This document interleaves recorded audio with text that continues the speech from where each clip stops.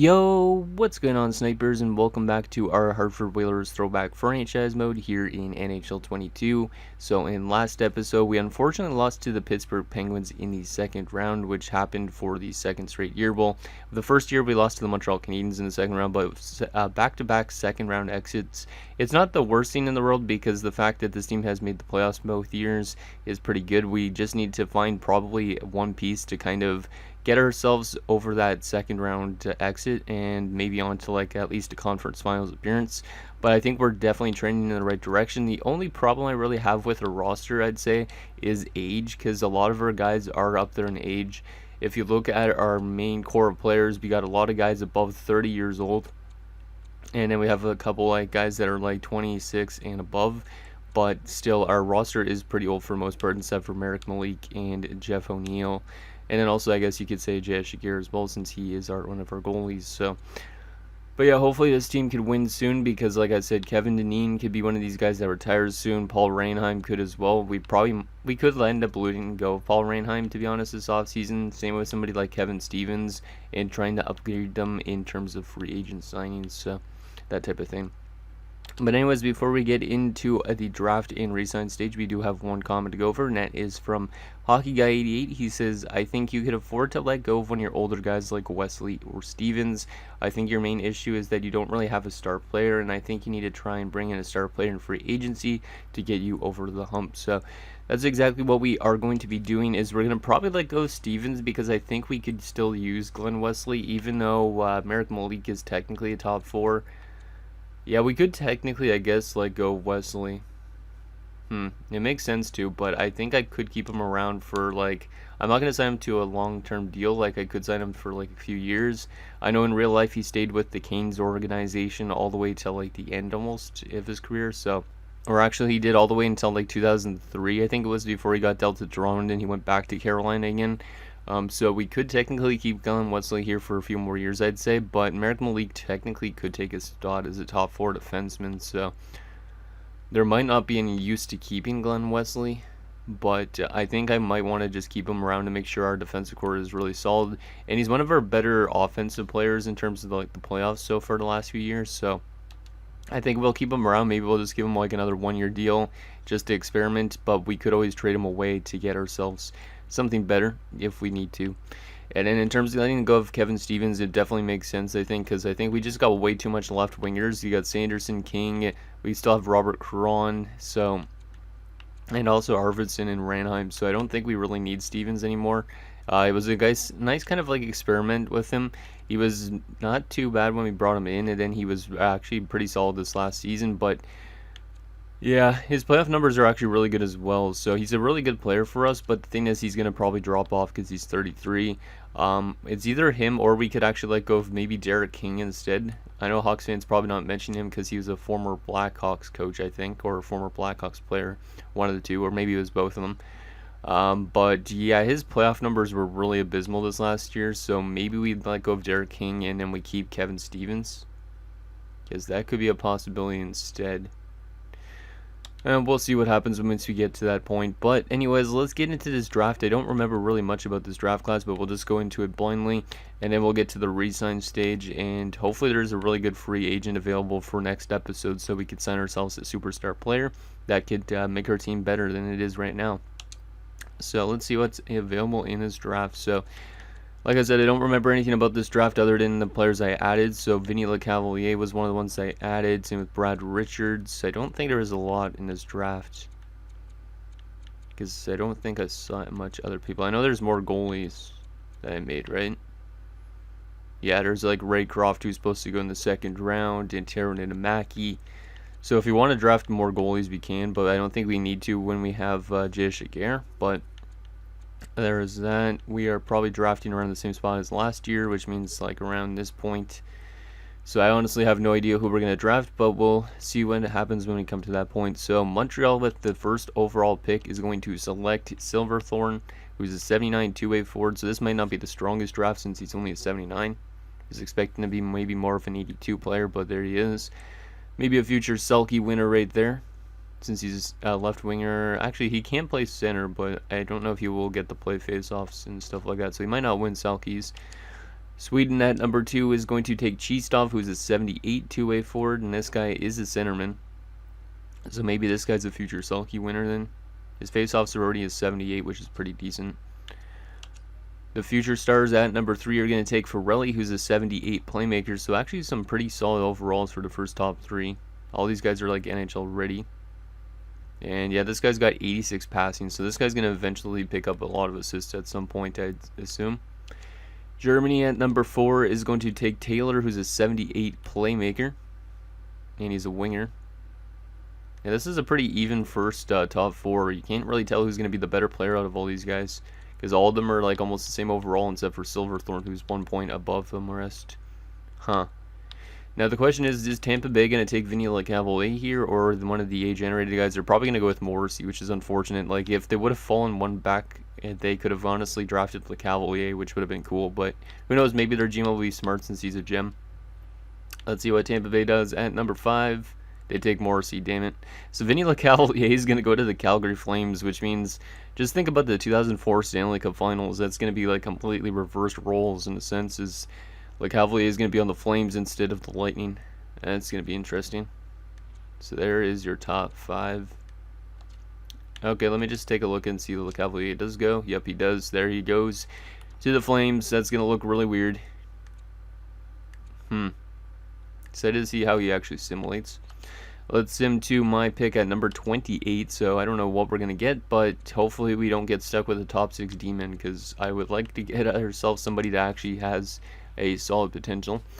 So we got between Weston Merritt, Cooper Torres, and Lassie Alanin, probably, unless there is a guaranteed pick, which I think there might have been actually.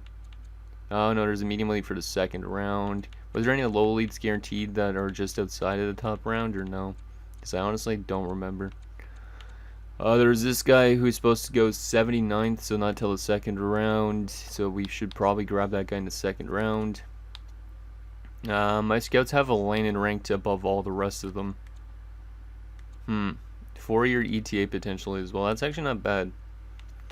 And then Merritt, probably 4 years as well. Torres, we don't know anything about. So I would say we probably should go with the defenseman, just because if we do lose somebody on the defensive core to retirement, at least we have our backup plans. So I feel like he's going to be a top 6D though, but I could be wrong, just because of where other players have been going beforehand. This guy has no weakness, but he looks like he's not that great of a player. Do I go with Prince? It's a goalie outside of the first round as well, but 5 years out. Let's trust our scouts here, and let's go with Lassie Alanin here. Yeah, let's do it. Lassie Alanin, since he's a right-handed defenseman as well.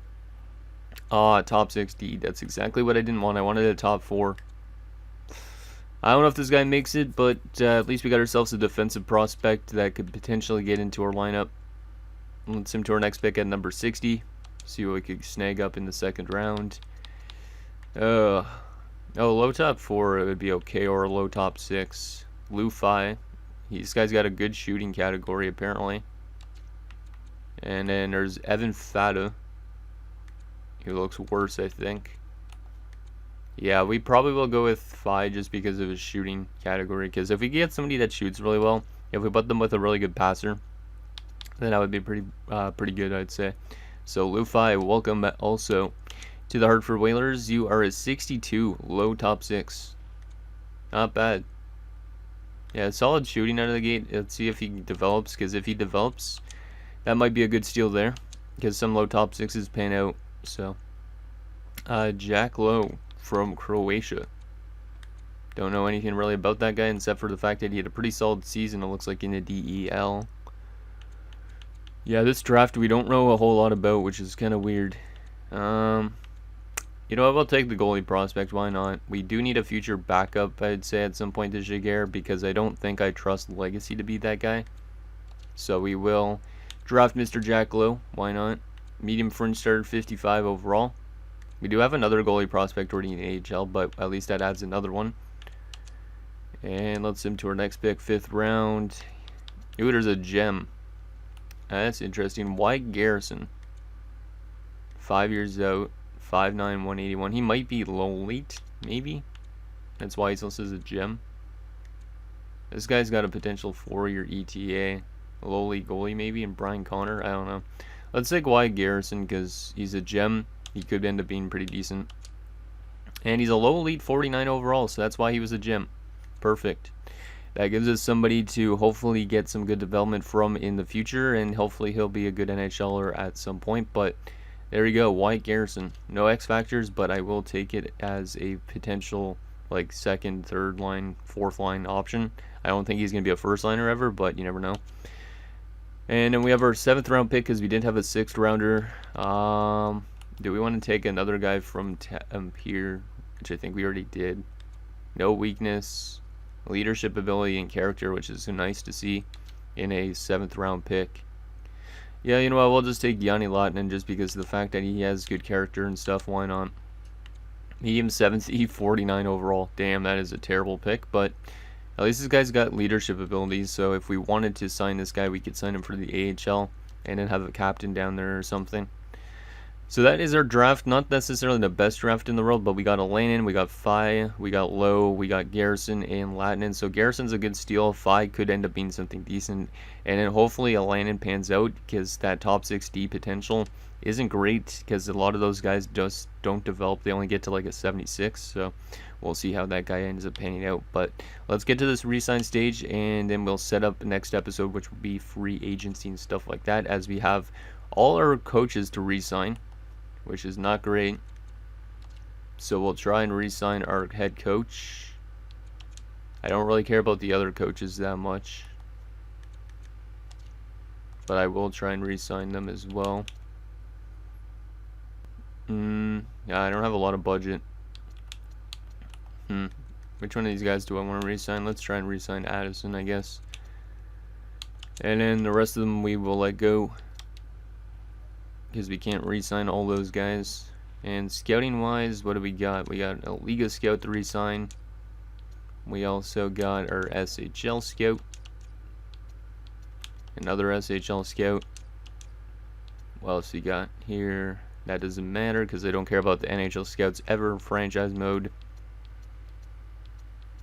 AHL, and that's it. Okay, let's get to this re-sign stage. Who do we got to re-sign? I think there's a decent amount of players this year, not mistaken. Let's start off with the RFAs. Let's give Merrick Malik. I could honestly just give him the 6-year deal right now because he's a legitimate top 4. How has he been playing in terms of offense and defensive numbers? Not necessarily the best plus minus, but his defensive play has been okay. Somewhat physical. Playoff numbers have been okay as well. Yeah, you know what? I'm going to already give these guys long-term deals because I feel like these guys are a part of the future. So let's just give them the 6 years at 4.5. Might be a long-term deal, but at least we don't have to re-sign him ever again. And Jeff O'Neill, on the other hand, we will give him a 3-year deal and try and get him for like 1.9. Just because he hasn't really developed into being that one like top 6 forward type of guy yet. And then Bouchard, I will qualify you for now, and I will also, I guess, give this AHL guy a contract. Mania Legacy will also qualify you for now. And then in terms of unsigned players, I guess we'll sign a lot of these guys up to replace the current ones because, yeah, all these guys are AHL eligible except for Garrison. So we could sign all these guys at least. So we'll sign Phi, we'll sign Alanin, try and get them in as fast as possible, and we'll sign Lahtinen. And Alanin, yeah, both played for the same team, which is cool. So they might have been former line mates, who knows. We won't sign Garrison yet since he's ineligible to play in the AHL. And let's go to UFA and let's let go of a couple AHLers and make room for them. So we'll let go of Pedersen. We'll let go of... I should probably keep Brett Carson around, just in case. We'll let go of Stromberg, and I'll let go of Olli Rosanen, and we will re-sign Leskinen for the AHL. In terms of other players, Stu Grimson's a 76 after 1 year in the AHL. He jumped back up in overall. He had actually 40 points down there in the minors, which is kind of surprising. 313 penalty minutes. Damn. Huh. That's interesting. He's actually pretty good offensively down there. He does still want a one-way contract, which is interesting. I think I'm going to let go of Doug Litzer, who was that waiver claim. What else are we going to let go of here? Definitely going to sign Jeff Sanderson. Ooh, wow, he wants a lot of money and a lot of term. Would you take 4 years? Yeah, let's just do 4 years. I don't want to sign him too long term. I think out of the two of these guys, I have to make a decision on that. I am going to sign Glenn Wesley, though. 1 year deal, like I was mentioning, just for now. Just because Merrick Malik could take over a spot on the top 4. Paul Ranheim, what do you want? You're 33 at this point. 2.5 is a bit expensive. I'm going to let go of Paul Ranheim because he was a depth option for us. Steven Rice is an okay 4th line option, so we'll sign him for a 1 year deal. Godiniak and Haller are both kind of like top 6 / depth defenders. They both want like around the same amount of money too. We'll just give them both 1 year deals at 2.9. Just to keep them around for another year, because who knows how long this series is going to last. 1 year at, actually not 2.9, we'll do 1 year at 2.6 for Godiniak, because he's a little bit older. Kent Manderville's okay to bring back as a 4th line option for now. We'll try giving him that. Stu Grimson, I don't know about bringing him back. I like keeping around an enforcer just in case. Let's do 1 year at 1.1. Why not? It's Stu Grimson. And then we got to make a decision between these two in King and Stevens. So let's look at Derek King. He's got 117 points in the regular season, a plus 36. But in his playoffs this last year were abysmal. Only 2 points in 13 games. I do not know why he was doing so bad in the playoffs. And then Kevin Stevens, on the other hand, 51 points in the regular season. He's got 110 points in his career now.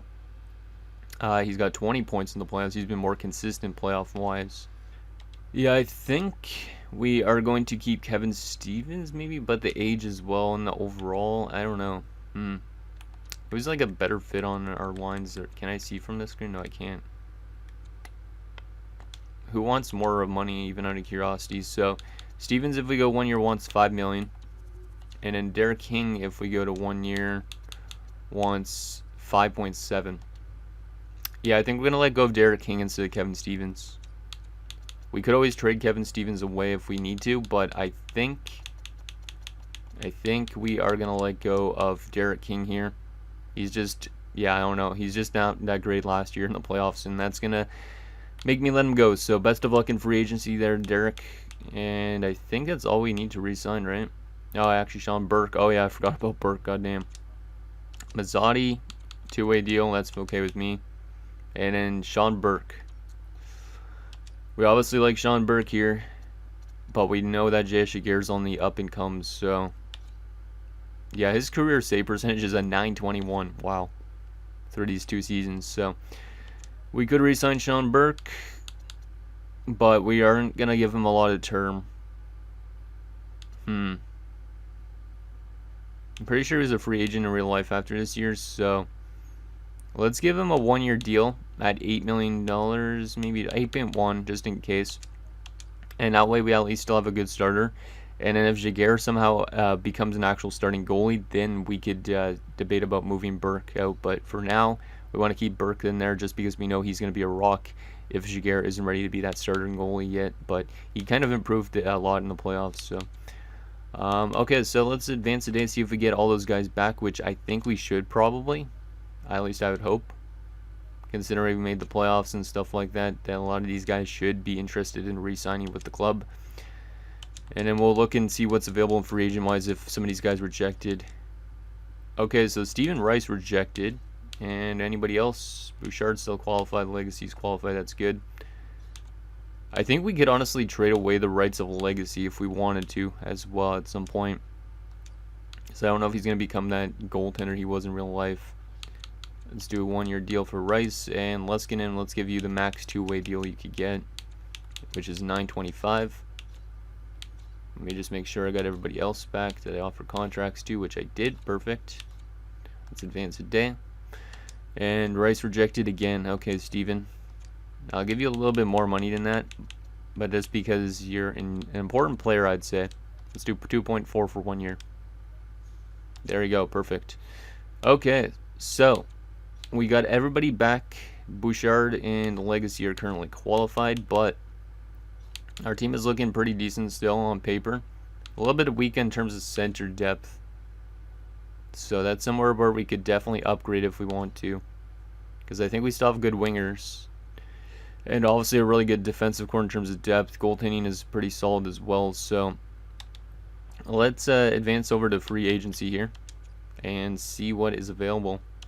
Hopefully there is a star player that could help us get over that second round exit and get into like the conference finals next season or something like that. So let's take a look at those free agents, see who the big players are, and we'll go by each position. So starting off with centerman, let's just go UFAs because I don't do RFA stuff. Let's go by overalls. So the best center available is Joseph Stumple. He wants over $8 million. He's coming off a 70-point season with the Boston Bruins. Back-to-back 70-point seasons, actually. And 8 points in 7 playoff games. That's actually really solid. Yeah, he's simulating pretty decently. He also does fit our top line, apparently. There's also Steve Ruchin. So the Ducks let him go. He's coming off a 66-point season. 86 in the first season, which is really good. And then he hasn't been really much of a playoff performer so far. Travis Green, he's a grinder. I don't really need to worry about him. Denny Savard's 37, so no thank you. Mike Sillinger, coming off 32 goals. That's pretty good. 3 points in 7 playoff games is So there is some really good centers out there, but I don't know if any of these guys are going to be that type of player. Like Joseph Stumple would probably be the best option if we did want to bring in a center.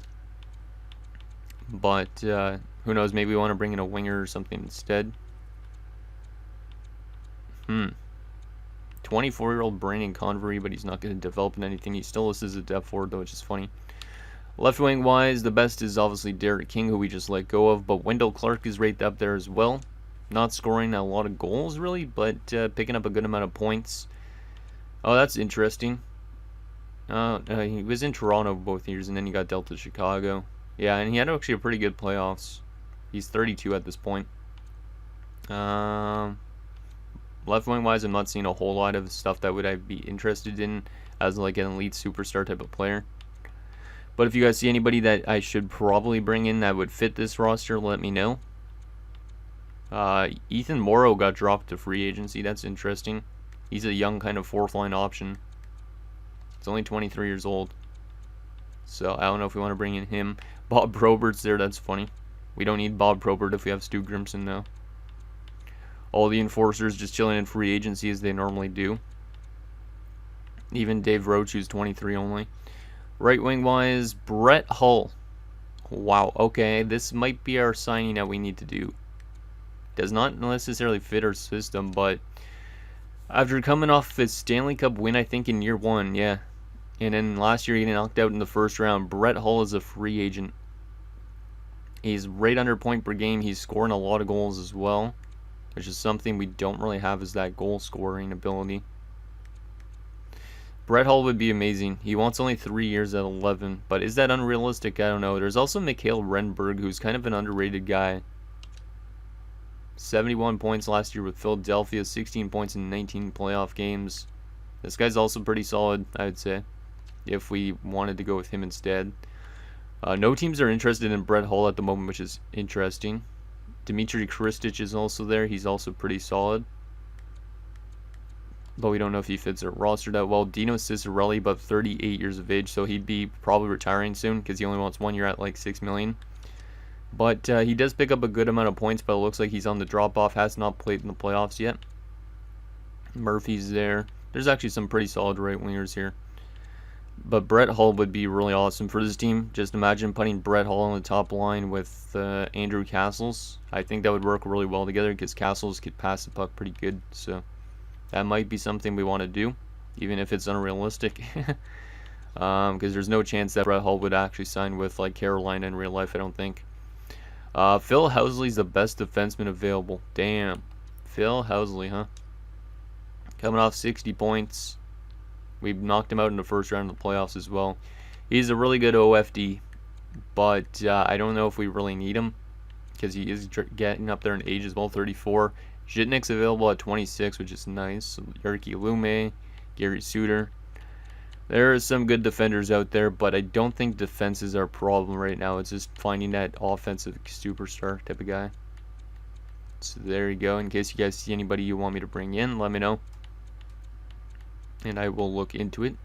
Goalie-wise, not that we need a goalie, but the best goalie available is John Van Beesbrook. There is also Mike Dunham, Tommy Salo's available, Kelly Rudy, Steve Shields. Some solid young goalies and some good veterans as well, but we don't really need a goalie. I just was going to show you guys this just because why not. Martin Prusic's there already at 23 as well. Interesting. So there is the free agents for the season, highlighted by Brett Hull, Phil Housley, and I would say probably Joseph Stumple out of the bunches of 86s that there is. Final few things, let's take a look at the trading block, and then that'll be it for this episode in case we want to make a trade instead for a top-line player. Let's see what there is, if there is anything out there. Yari Curry, Randy Burridge, Sylvain Turgeon, Dixon Ward, and Rob Ray. So Buffalo's offloading. Chicago's got Murray Craven, Ulf Dahlin, one of the Millers, Kirk Muller, not Miller. I thought it said Miller. I was thinking that was Kelly Kipp or Kevin Miller for some reason. Vladimir Ruzicka, Claude Lemieux's on the block. Not that I want Claude Lemieux at this point in time since he was a hated man. What else we got here? Eric Weinrich, Thomas Sandstrom, Doug Brown, Mike Keane, and some prospect. So Detroit's offloading a couple players, which is interesting, especially for this time period when they'd be competitive in real life. Rudy Poshek and Peter Anderson. What else we got here? Anything else? John Cullen, Jeff Bookaboom, Luke Richardson, Ulf Samuelson, and some prospect. Steve Duchesne, that's a pretty solid defender, but he doesn't seem to be picking up a lot of points, and he also missed a lot of the season. Don't know if he was injured or what, but damn. Eric Desjardins on the block and 1 year left. That's pretty intriguing in a sense if we wanted to upgrade our defensive core, but we don't really need to. Peter Svoboda, Trent Klatt is also there. But I'm not really seeing that superstar player like Brett Hull is in free agency. So Brian Merchman's there, Francois Leroux, Stephen Finn, Lance Pitlick, and Mark Bergevin. Ken Reggett's also on the block. Anything else? Mike Ridley, that's a pretty solid player, but he's making 7.8. Lubomir Sakaris, Dana Merzen, Chris Joseph, and some prospect. Mikhail Anderson is this one? Yeah, Mikhail Anderson. Craig Berube, Mike Eagles. A lot of physical players, and that's all that's on the block. So, anyways, guys, that's going to do it for this episode of our Hartford Whalers franchise mode. So, in next episode, we'll take it to free agency. We might make a big splash if you guys want me to go after Brett Hull. And yeah, hopefully this team can do pretty good next season because we're still making the playoffs at least. We just need to find a way to win as soon as possible because they're all guys who are going to start retiring. And the chances of the team winning the Stanley Cup before the end of the series is going to start to go down the tubes a little bit. So let me know what you guys think down below, and I'll see you guys next time.